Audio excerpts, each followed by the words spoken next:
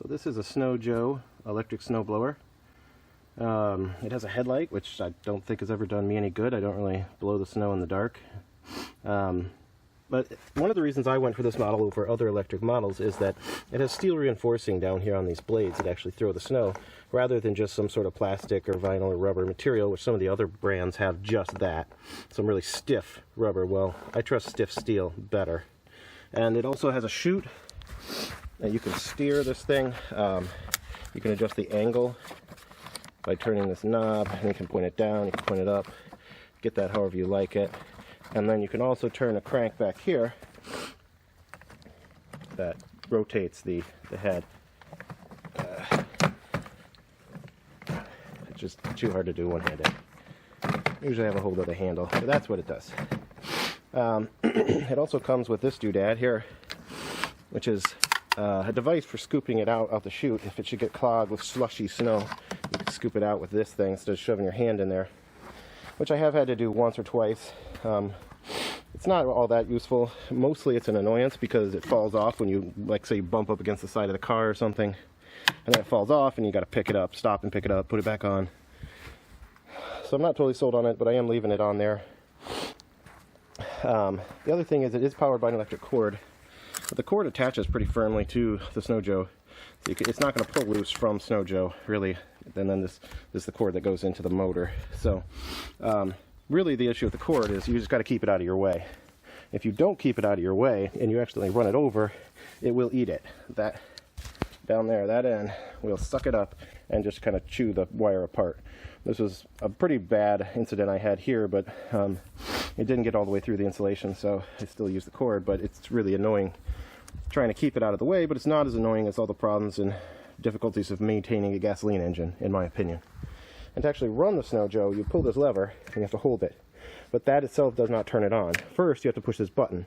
You have to hold the button while you pull this, which when I first started using it, took 2 hands, but then I kind of figured out you can hold it with one finger, like your pinky, and then pull this, and then you can let off the button and it's running.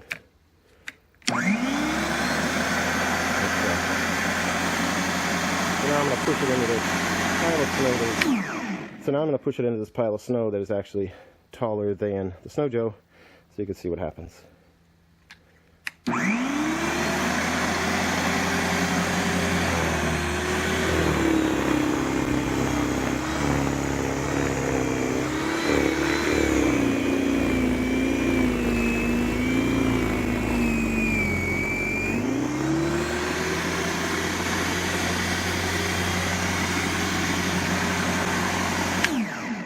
So there you have it.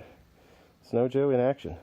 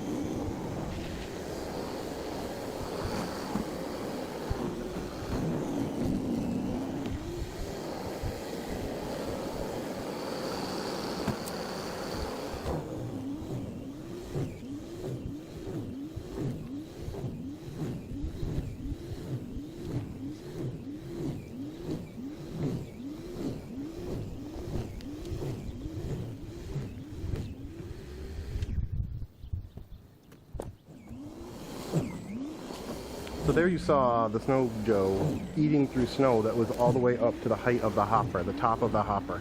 So it can power through some stuff. You do have to shove though. The one thing I maybe didn't mention before is this is not a self-propelled machine. You have to push it through the snow. But if you're willing to do a little pushing and shoving, you can get through some really deep snow. And honestly, what I was doing out there, I usually would have gone out with a shovel and kind of dug that out a little bit. But I just wanted to see what it could do. I know it's filming it, so I went ahead and did it. So there you have it.